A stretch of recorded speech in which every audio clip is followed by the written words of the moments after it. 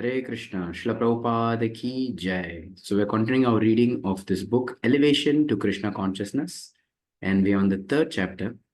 So the last two chapters we saw, the first chapter we saw how Srila Prabhupada told us that our lives as humans so much valuable. We are meant for greater things than just mere searching after so-called happiness or sense gratification.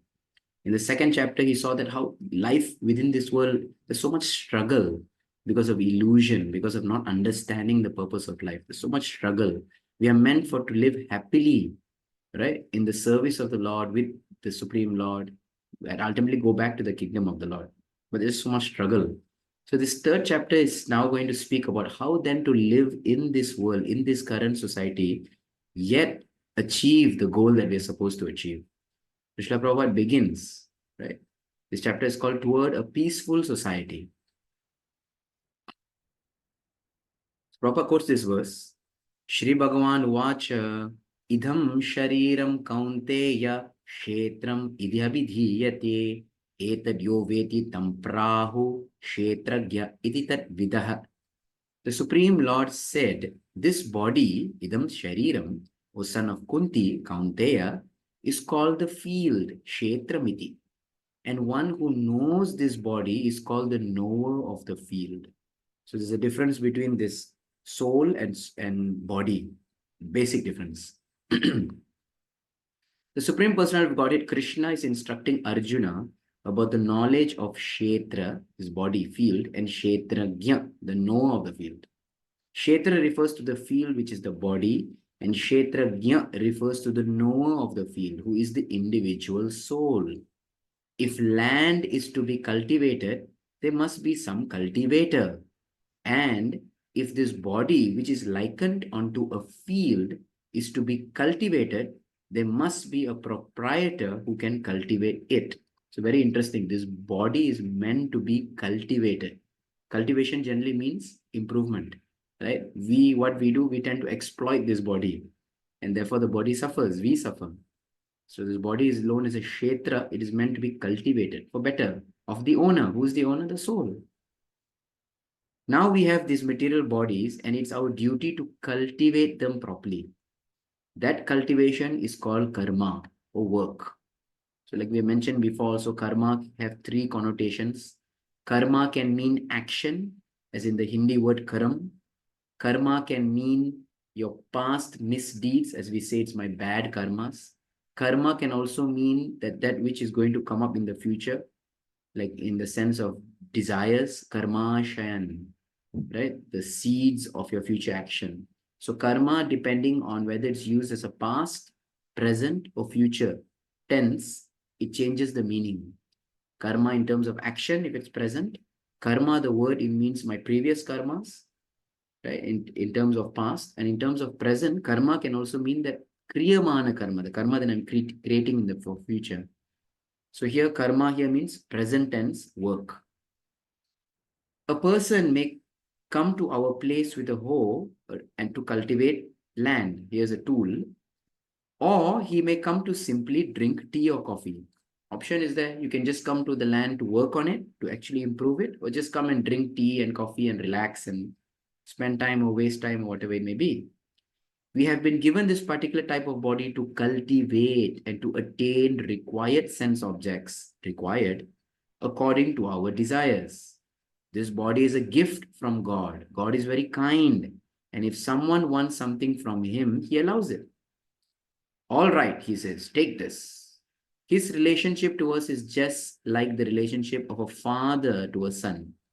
The son may insist upon getting something from the father, and the father may try to convince him that what he wants is not good. Is not for his good, saying, my dear son, don't touch this. It is not good for you. But when the boy insists upon it, the father will allow him to have it. The affectionate father gives the son just what he wants. Similarly, the Supreme Father gives his sons and daughters just what they want. It is stated in Bhagavad Gita that all living beings in all species of life are his children. Sarvayoneshu kaunteya murtaya sambhavantiya Tasam Brahma Mahadionir Aham Bija Pradapita. It should be understood that all species of life, O son of Kunti, are made possible by birth in this material nature, and that I am the seed-giving father.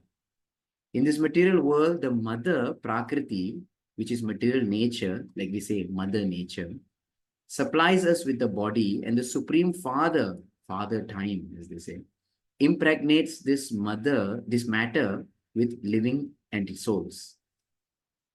And Prabhupada shares there's an erroneous theory, there's a fake theory, a wrong theory, current, that only human beings have souls and that other living entities do not.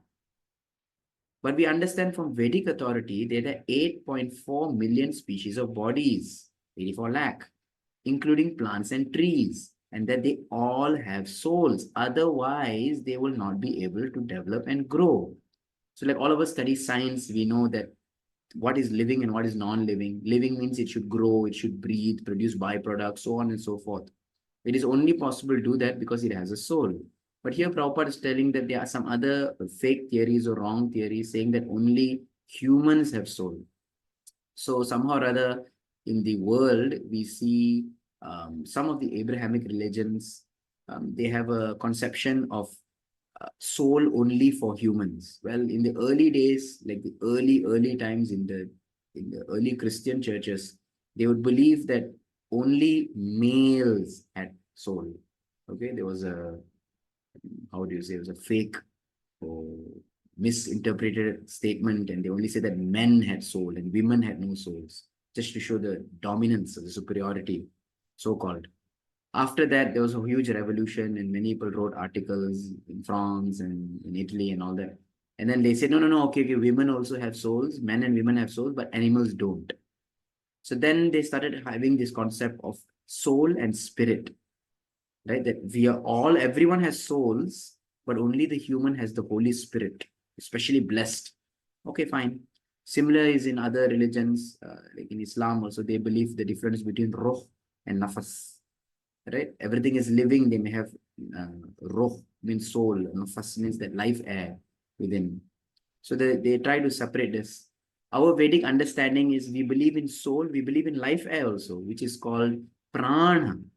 So everything living to function materially is a prana, but the spiritual being behind all this is soul. Okay? So soul is that which pushes this life air within living beings to function. Like this body is a pneumatic body. This prana moves forth and moves this machine. But ultimately it's a soul that is the powerhouse. But this powerhouse soul is there in all beings. Whether it's a tree, whether it's a cat, whether it's a dog, all have this soul. It is just that they are covered with a body, different animal body or plant body, like we discussed before. Therefore, they cannot exhibit the full potency of the soul. But everyone is a soul. In this verse, Sri Krishna claims that all living entities, regardless of the forms they take in this material world, are his sons, and that they are related to him as a son is related to father.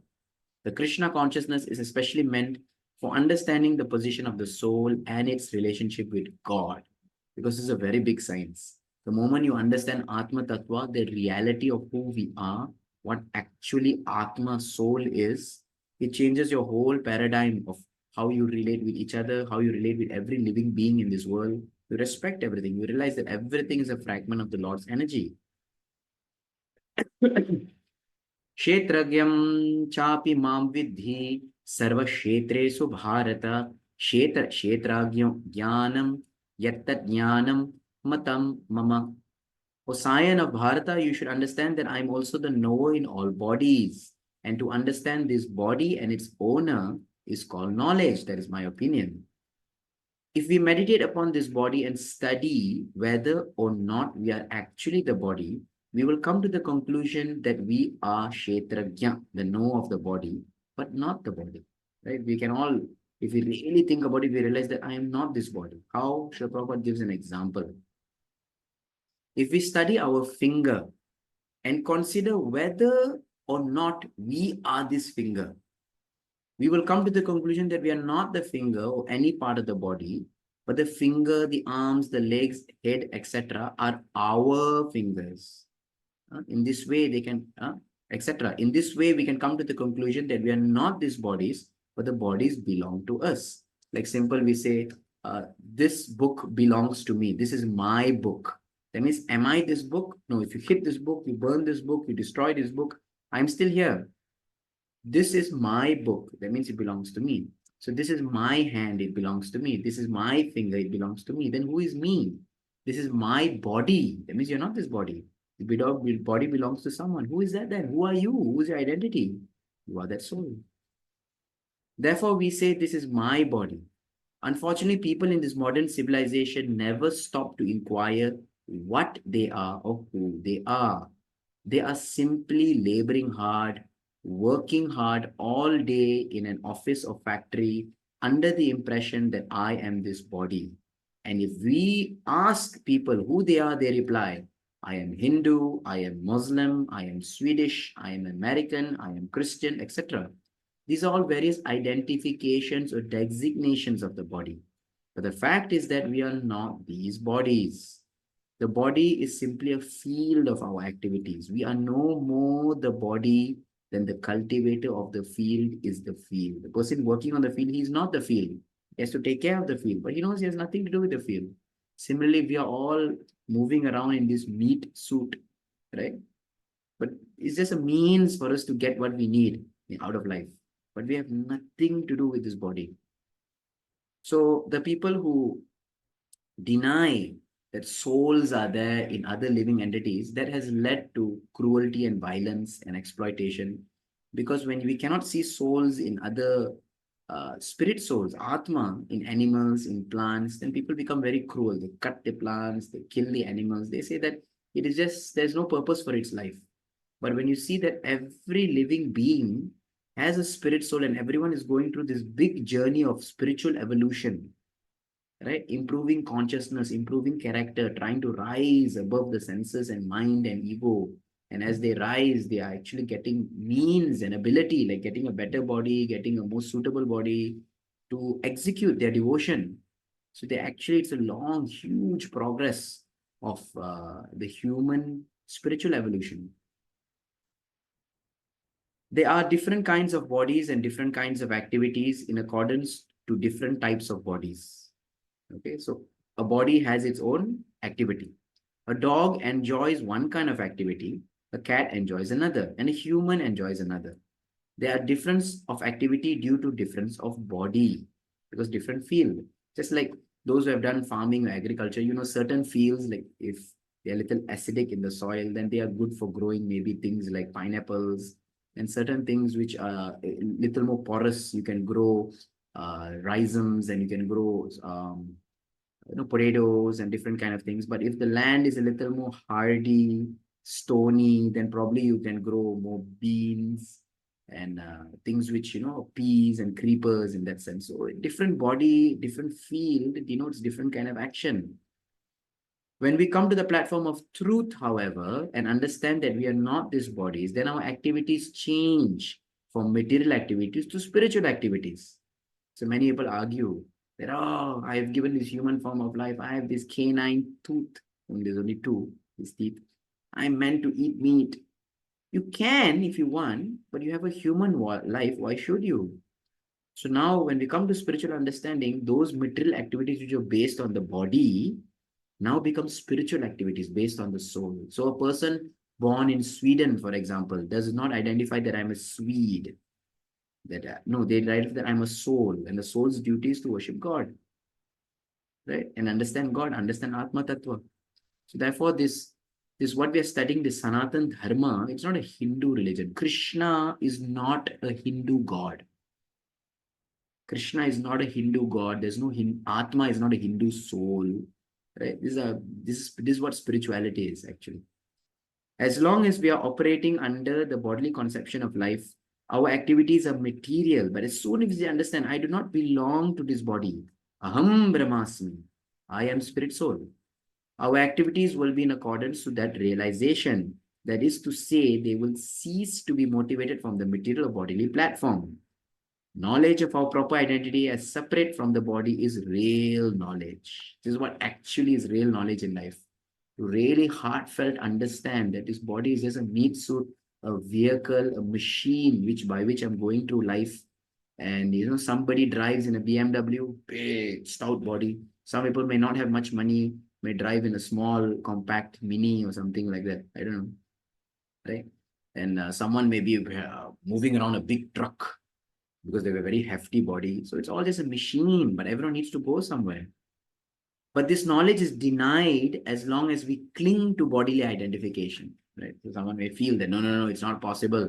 I am so and so. I cannot accept anything else, isn't it? We tend to cling to the bodily identification. I'm this Indian, South Indian, North Indian, West Indian. I am Christian, Muslim, Chinese, American, Western, foreign, European. We tend to cling on to these identities. These are all just different types of cars that we are driving.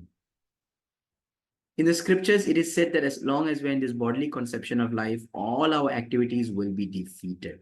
A child is born into ignorance, and if as he grows older, he remains under the bodily conception of life, he lives in darkness. So the modern training is ultimately that everyone is becoming nationalist, casteist, racist, and religionists, and we're so stuck with that identification that I am, that is great because I am part of it. His position, this child, is that of a Shudra. In Vedic literatures, we find that in this age, everyone is born a Shudra. And there's a shloka that comes in Skanda Puran. Janmana jayate Shudra. Everyone is born Shudra. Shudra means ignorant. Ignorant, just doing, acting, functioning, but ignorant of higher subtle principles of Shastra. Janmana jayate Shudra. Samskaret bhava dvija. But only by samskaras, only by actually doing purificationary or reformatory activities, some learning some principles of spirituality, a person is known as a dvija. Okay? Veda pata bhavet vipra. When one actually studies the Veda and expert in Vedas, then he's known as a vipra. He's actually a learned one. Brahma janiti iti brahmana. But when does a person become a brahmana? When he knows Brahman, when he knows God. Who God is, then he's known as a brahmana. Again, this is not caste. See, if a person born as Shudra can become a brahmana, it's only qualification. Therefore, everyone requires to be educated to his real identity. The goal of Sanatana Dharma is to educate, to allow everyone to come to the platform of being a brahmana, in the sense of one who really understands what the goal of life is. If, however, we remain satisfied with our birth by our father and mother, we will remain in our condition as a Shudra. We have to rise to this Brahmanical platform by following the purificatory process. Again, not caste. Brahmin means one who understands spiritual life, and Shudra is one who's ignorant of their true identity.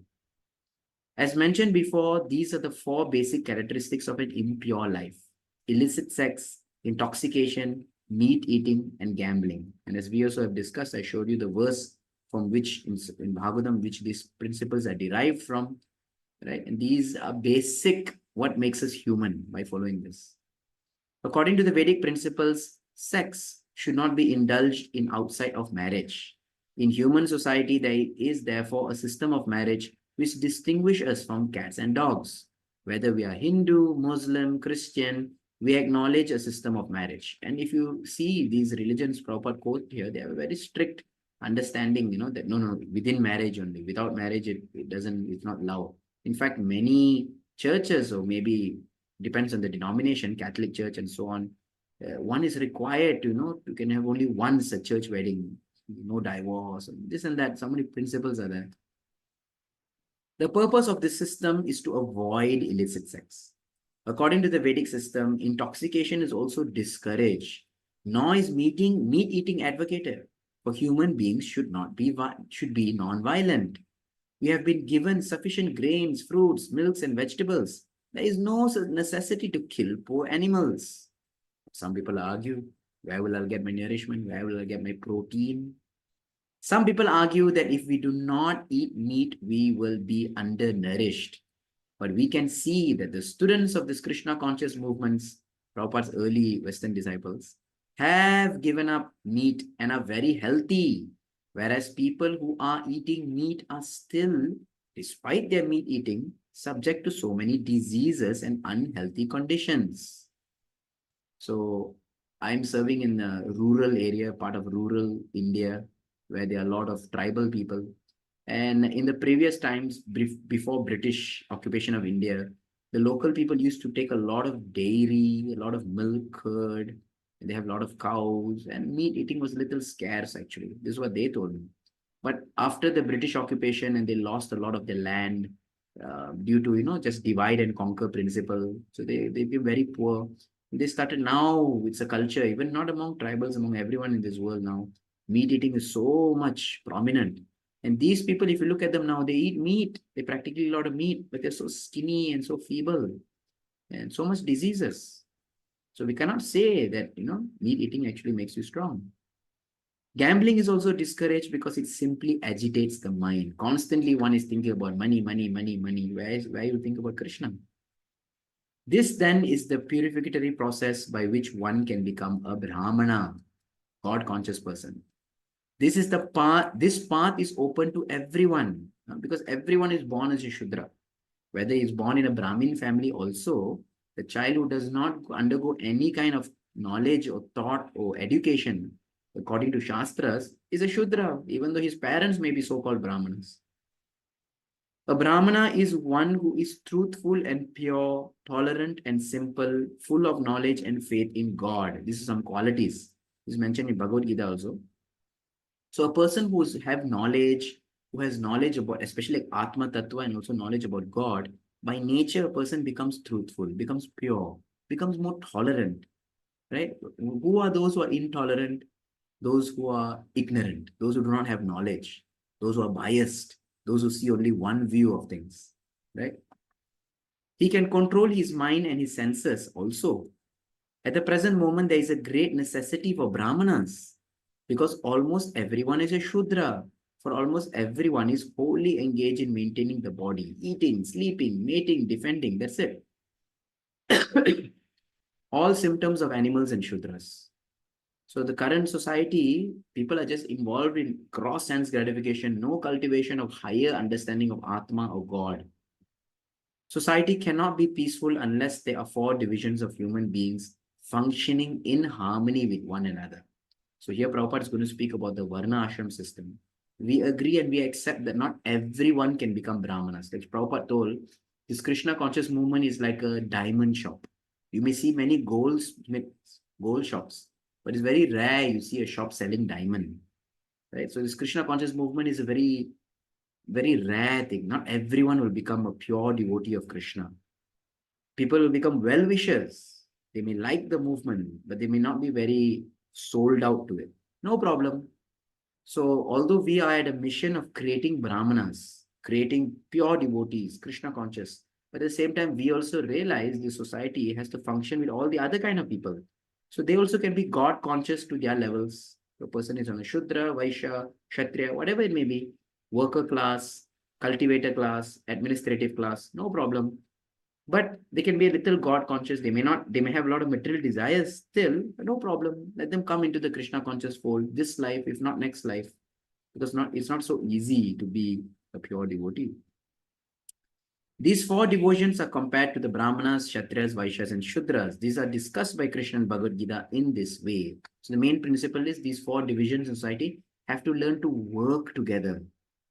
At least whatever material desires or whatever they may have, but the center point is pleasing God.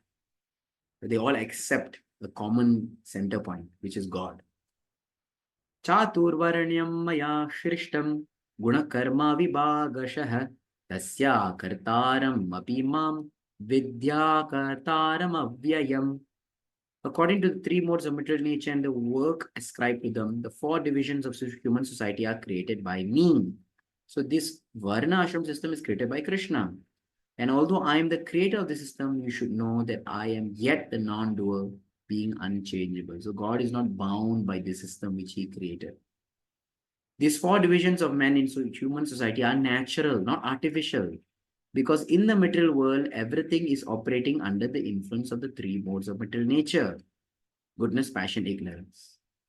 So this is not, some people say it's artificially, it's natural. If you go anywhere in today's world, you'll always find an administrative class, the technical class, non-technical team, support staff, right? There are so many divisions. Practically, they boil down to 4 divisions. As long as we are in the material world, it is not possible to classify everyone in the same category because each and every person is working under the influence of modes of nature.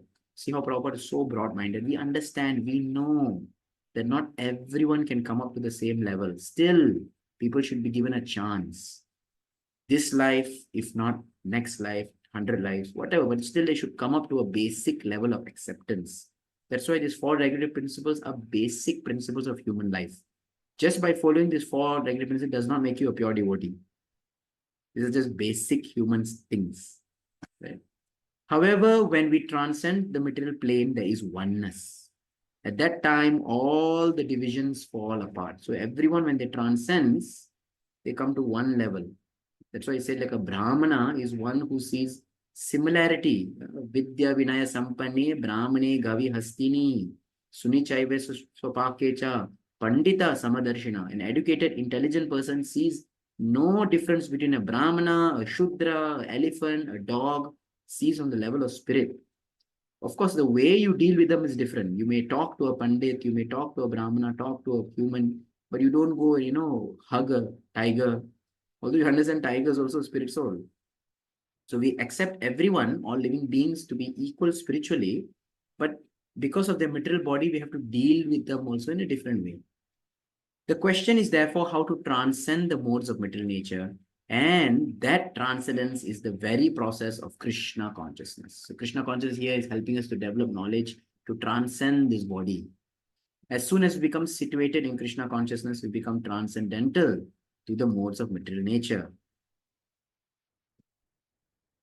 Mam chayo vyabhicharena bhakti yogena sevate sagunan samatityaitan brahma bhuyaya kalpate sagunan samatityaitan. Atit, you become beyond the modes. One who engages in full devotional service, who does not fall down in any circumstance, at once transcends the modes of material nature and thus comes to the level of Brahman, spiritually situated. Thus, one who is engaged in Krishna conscious activity is at once elevated to the transcendental position.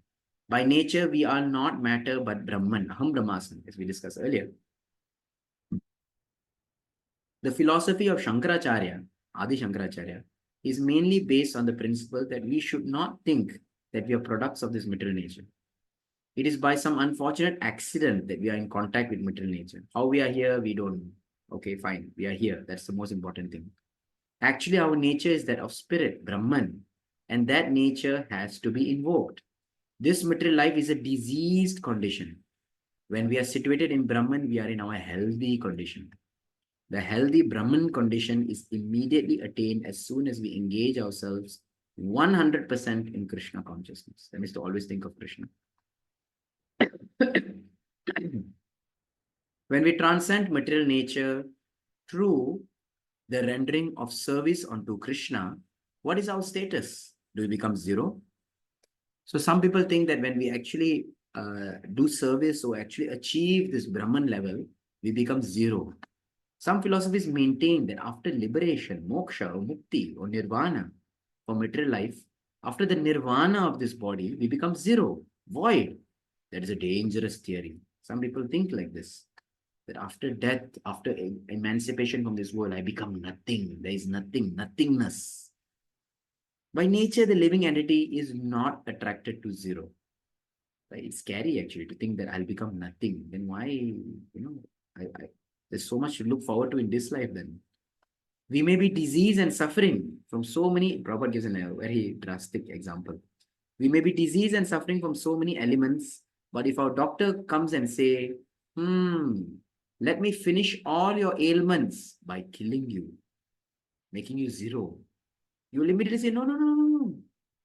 Let me suffer from the disease. Better I suffer from this disease. Let me exist. You say that I'll remove all your disease, all your problem by killing you. No, no, no. Remove the problem. Don't remove me. We do not want to be killed just to end our miseries. Thus, The theory that after material life there is void is not at all attractive, nor is it a fact. We are Sachit Ananda Vigraha, eternal, blissful, and full of knowledge, and part and parcel of the Supreme. The Supreme Lord is Sachit Ananda Vigraha, and we are qualitatively one with Him. Example, although very small, a drop of seawater is as salty as the sea.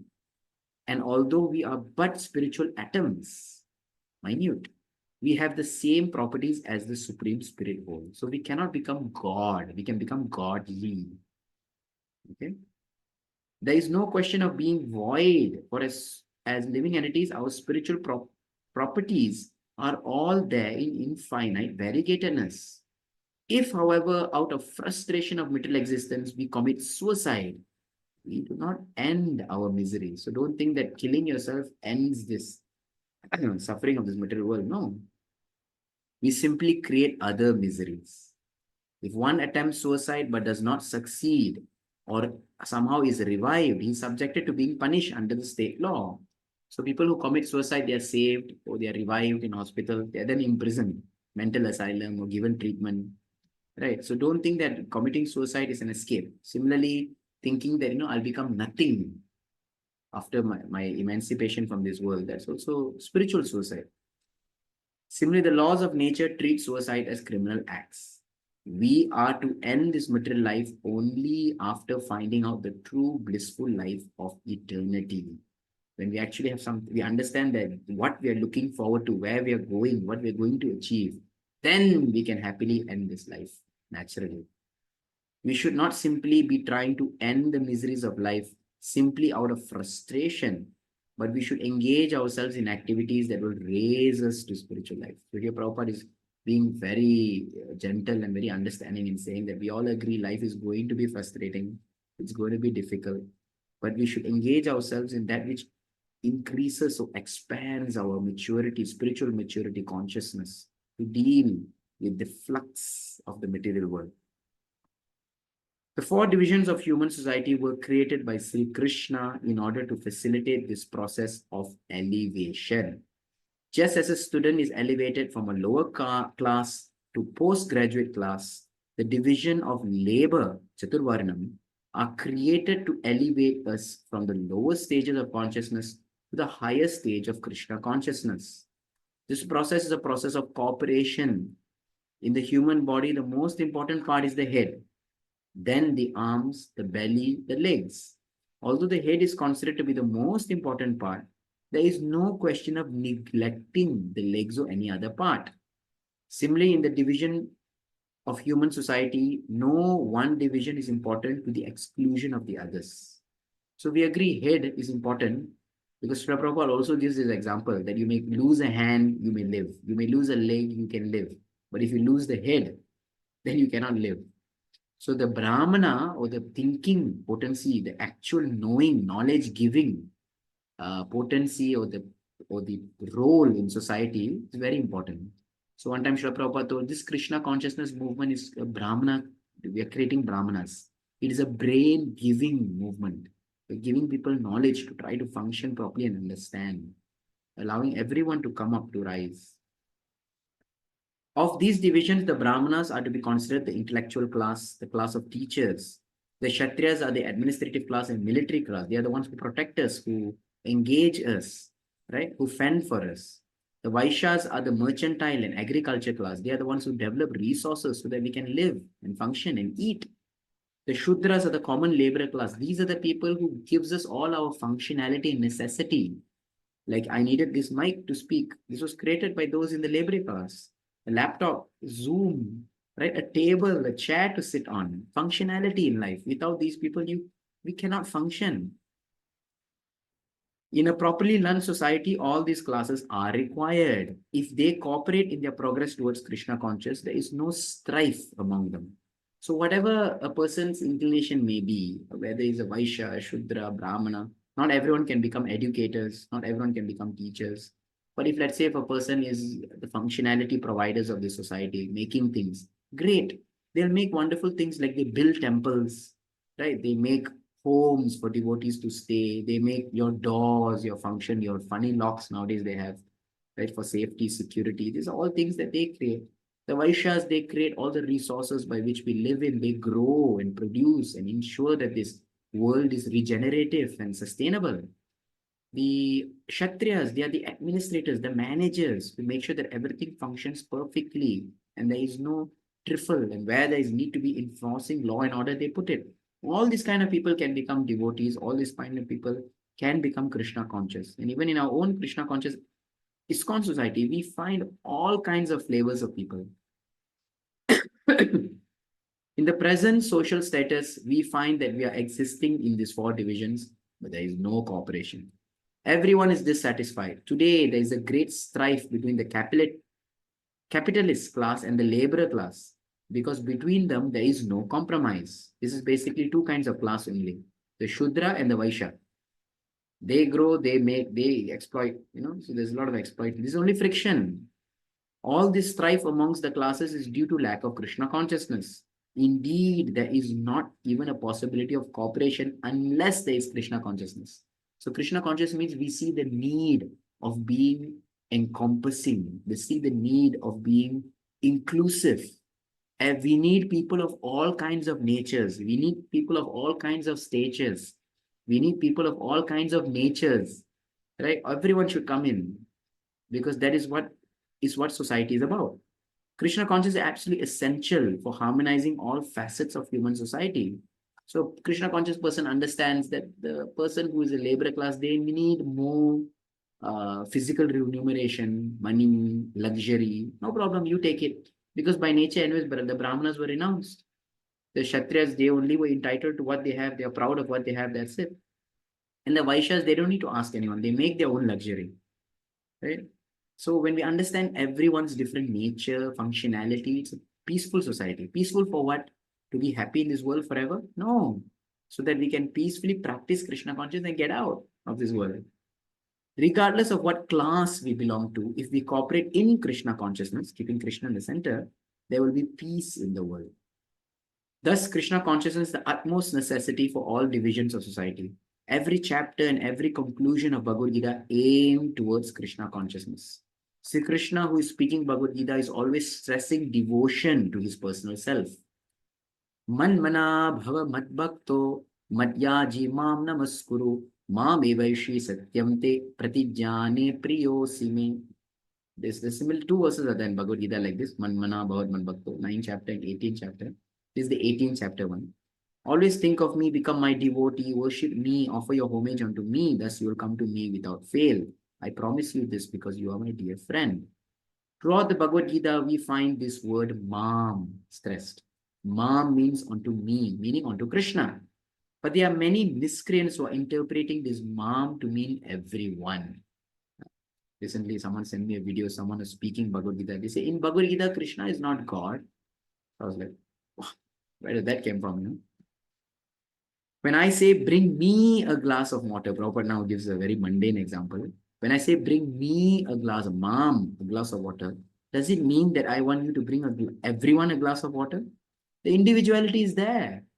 But by jugglery of words, they interpret me or I to mean everyone. Why? Why do people do this? Because when they say everyone, they mean no one. Right?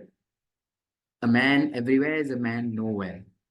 Consequently, when Krishna says I, the miscreants identify this I with themselves. This is another extreme. First, they say that I is nothing, everything. Then they say that I is me. This is gross misinterpretation, Prabhupada says. Although Bhagavad Gita is very popular in the world, due to misinterpretation by mundane scholars, it has not been properly understood. Bhagavad Gita clearly explains that this Chaturvaranam system was established by Krishna, but he is outside of the system. When Krishna comes as incarnation, he does not come as a member of any social order, not as a Brahmana, nothing else. When Krishna came, he came as a son of Devaki and Vasudev. Vasudev belonged to the royal family and therefore was a Kshatriya. As such, Krishna played the part of a Kshatriya. But this does not mean that Krishna belonged to the Kshatriya class. So later when Krishna goes to the home of Nanda and Yashoda, they are Vaishyas. So Krishna is now a Kshatriya becoming a Vaishya. Krishna is beyond all this. He's just playing a role.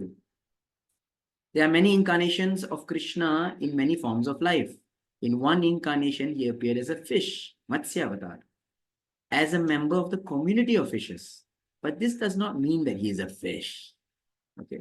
So other people of other religions have this difficulty. Your God appears in funny forms. He owns all forms. He can appear as anything, but he's always divyam, he's always transcendental. If you say God cannot appear as a fish, that means you're denying him.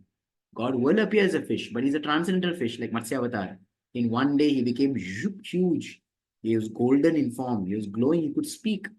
So when God appears any form of his creation, he can do it. You can't deny him. But when he does not appear ordinary. If we think that upon seeing a fish that it belongs to Krishna family, we are mistaken. Of course, from another point of view, everything is Krishna. But Krishna is aloof from everything. This is the transcendental nature of Krishna. And if we understand it, we will be liberated from birth and death. Although Krishna has established the 4 divisions of human society, he is not in any one of them. Tasya kartaram abhimam vidhi akataram avyayam. As soon as we understand that although Krishna was born in a Kshatriya family, he is not a Kshatriya per se, we actually become liberated. If we think that because Krishna acts in a particular way, as on the battlefield, he gave instructions to Arjuna to fight, he is bound by the reactions of his activities. Some people say Krishna had karma. We are mistaken. Works do not defile me. Okay, Krishna says, Namam karmani limpanti, his verse. It's a very nice and it's a very biblical word, defile me. Right? So Krishna says that I'm not affected by these works or activities or actions. So this is a green, right? That even the other religions, the Abrahamic religions, they say that God will not do something which is beneath him. God will not do something which is below his nature or character. We agree. But God can do anything, but he's always transcendental. In conclusion, we must accept the fact that when Krishna comes as one of us, he is not in actuality one of us. Right? We can see this verse in Bhagavad Gita 9.11, 9 chapter 11th verse. But Krishna himself says that Avadaniti ma mudha manusham tanumashritah. I come looking like human, but I'm not like you. He is transcendental, divyam.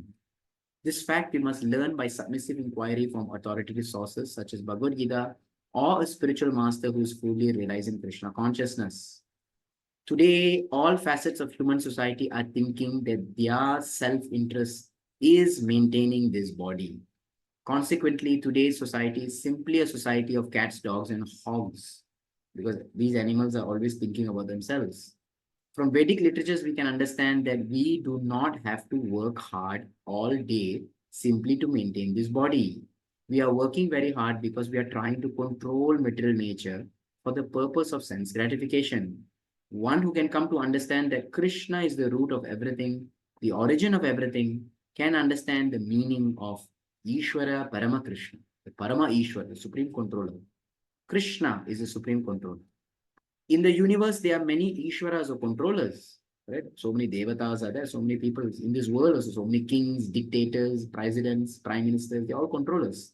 But Krishna is the supreme among them. Krishna consciousness gives us this knowledge. Without it, we remain ignorant of our real self-interests. Modern society is in dire need of intellectual persons or Brahmanas who can broadcast real spiritual knowledge all over the world. That is an absolute necessity for a society which is working hard simply, there is an absolute necessity for a society which is working hard simply to exploit nature. That is an absolute necessity for a society which is working hard simply to exploit nature. If people try to understand this Krishna consciousness movement scientifically and philosophically with their best knowledge and judgment and try to cooperate, there will be peace all over the world. In essence, the method is very simple. We need only to chant Hare Krishna, Krishna Krishna, Hare Hare, Hare Rama, Rama Rama, Hare Hare, and follow the regulatory principles mentioned before. By following the regulatory principles, we will be avoiding the 4 pillars of sinful life, which you mentioned earlier. And by chanting the Hare Krishna Maha Mantra, we will be associating with God constantly. Thus, there will be peace among all classes of men. To the degree that we chant sincerely, to the degree that we follow the four regulative principles strictly, sincerely and strictly, to that degree, we will be elevated in our consciousness and maturity, and peace can prevail among all in this world. Hare Krishna. So we'll end here. Srila Prabhupada ki Jai.